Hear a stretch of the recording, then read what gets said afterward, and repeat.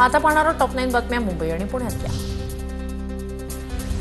उन्हामुळे मुंबईला पाणी पुरवठा करणाऱ्या धरणांमधील जलसाठा 10% घटला। उन्हाच्या तडाख्यामुळे बाष्पीभवनाचा वेग वाढला।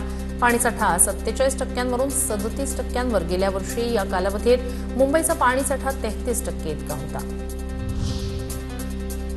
मुंबई महानगरपालिका ई-ऑफिस एआय तंत्रज्ञानावर भर देणार। पाणी पुरवठा प्रकल्पही वेळेत पूर्ण करण्यावर विशेष भर असणार। आढावा बैठकीत आयुक्त अश्विनी भिडे यांनी सविस्तर कामांचा घेतला आढावा।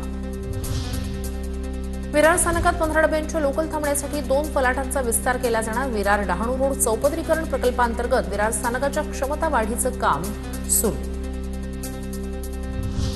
मुंबईतील मेट्रो 2B आणि मेट्रो 9 या मार्गिकांच्या उद्घाटनाची नवी तारीख जाहीर। उद्यापासून या दोन्ही मार्गिका प्रवाशांच्या सेवेत दाखल होणार।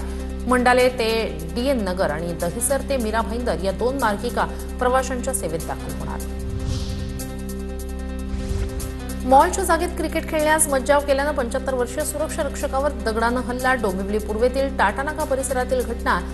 गंभीर जखमी सुरक्षा रक्षकावर उपचार सुरू। पोलीस ठाण्यात गुन्हा दाखल, तपास सुरू। पुणे जिल्ह्यात जलसंपदा विभाग स्मार्ट होण्याच्या मार्गावर 802 लघु सिंचन बंधाऱ्यांचं भौगोलिक प्रणालीद्वारे डिजिटल मॅपिंग पूर्ण। गुगल मॅप आणि गुगल अर्थच्या सहाय्यानं बंधाऱ्यांची अचूक नोंद घेतली गेली। जलनियोजन अधिक परिणामकारक करण्याचा प्रयत्न। पुण्यातील नदीपात्रात 168 सीसीटीव्हींचं जाळं निर्माण करणार। पूरस्थितीवर लक्ष ठेवण्यासाठी पुणे महापालिकेचा निर्णय।